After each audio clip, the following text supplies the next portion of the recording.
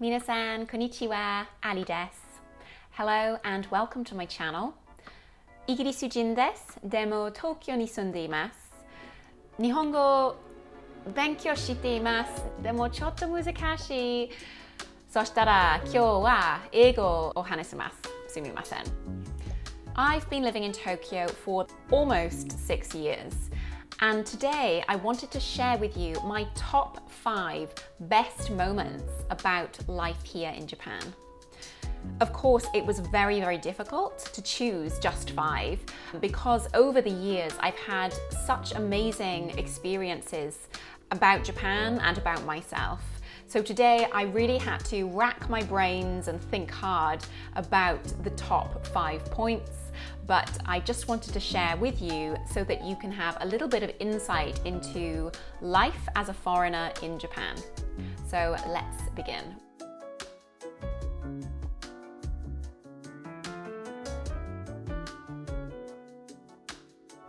Number 5 best point was meeting a geisha. Geisha are a very traditional part of Japanese culture, and there's a delicate beauty to them which I cannot find an example or a similarity to in British culture. And therefore I find it difficult to explain to foreigners what is so beautiful about geisha. But I find that there's a certain grace and elegance to these women who have taken on Japanese culture as part of their education, as part of their lives.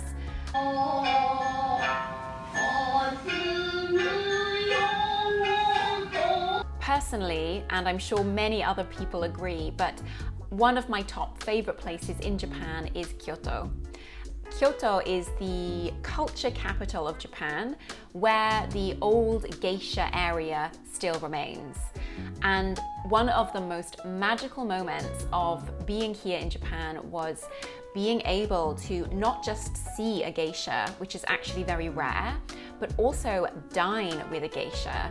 A friend of mine actually invited me to dine with 2 very young geishas, and the experience was one that I will never forget. These women are trained in ultimate grace, in entertainment and elegance.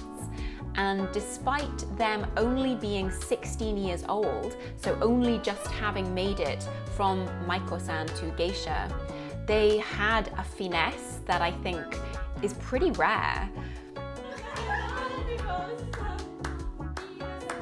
It was a very gentle and charming experience that really captured the essence of Japanese culture.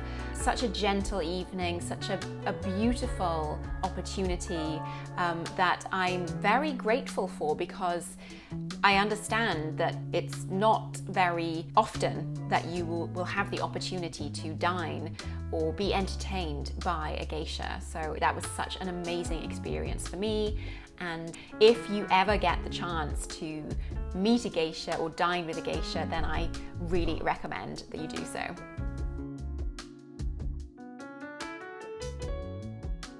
Number 4 is going to a Japanese ryokan.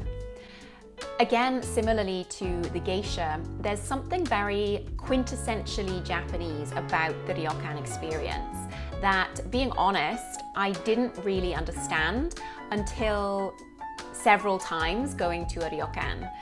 I feel in a ryokan there's not just amazing service, but also it's designed so that you can just completely relax and leave the outside world and all your problems or worries outside.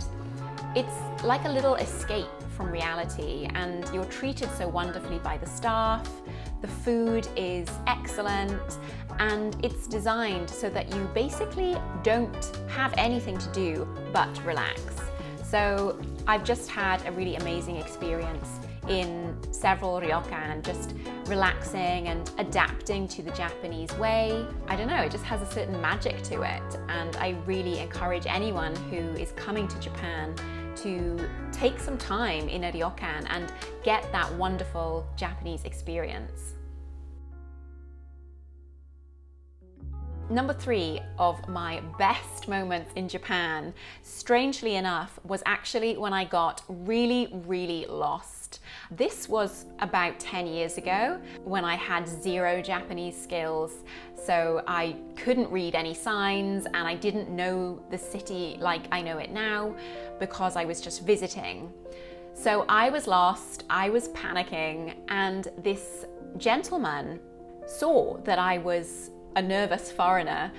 At that time, he didn't have an iPhone or any sort of smart maps or anything like that. So he got out a pen and paper and he drew me the directions to the nearest station or wherever it was I wanted to go.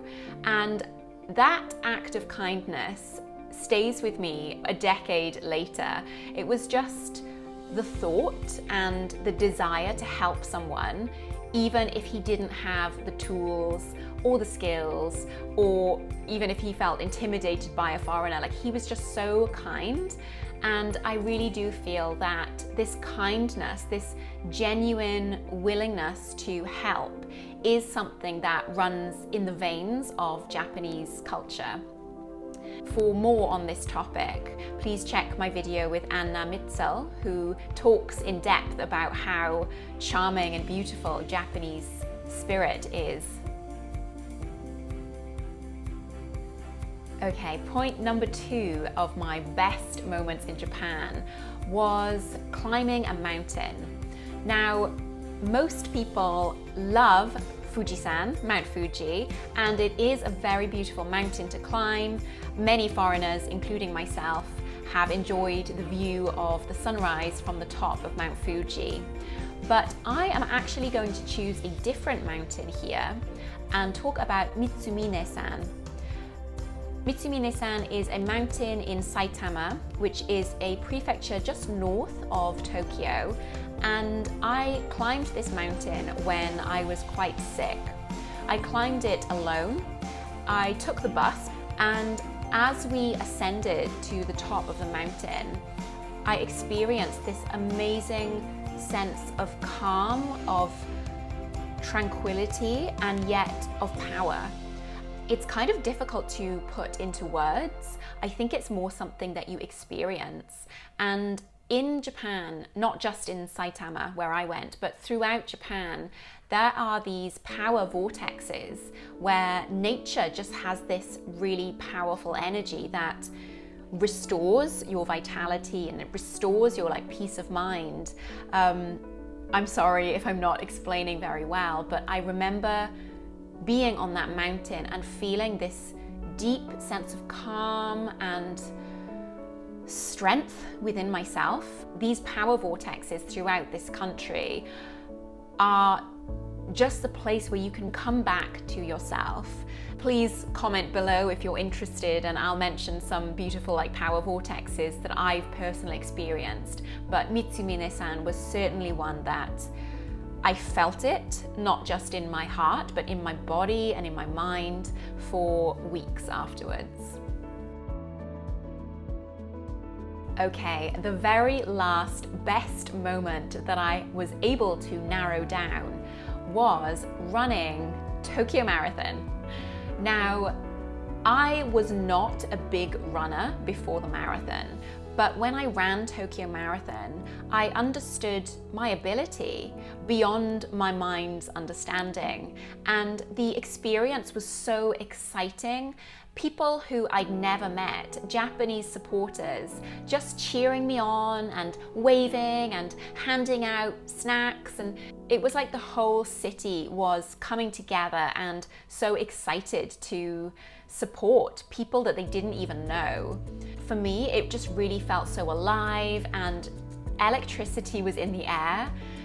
It was also a really fantastic way of learning where things are in the city. So on the metro, you don't necessarily understand where things are, but when I was running, I could understand, oh, okay, this is Ginza, oh, this is Hibiya. I could really understand where I was. So it was a really beautiful experience, not just being able to do it, but also the support from people that I didn't know and didn't need to support me. It was just really beautiful. On the topic of running, I also ran Kawaguchiko Marathon. Kawaguchiko is in Yamanashi, which is just west of Tokyo, another beautiful area and home to Fujisan. There are 5 lakes in that area, and my marathon was based around 1 or 1.5. And it was amazing because as I was running, I could actually see Mount Fuji. So that was another really powerful, beautiful moment. Even if you're not interested in running, I really do recommend just going to see views of Mount Fuji, because again, it has that really magical feeling to it. Well, thank you so much for listening to my 5 best moments living in Japan. Please do share in the comment section below what were some of the best moments that you had in Japan.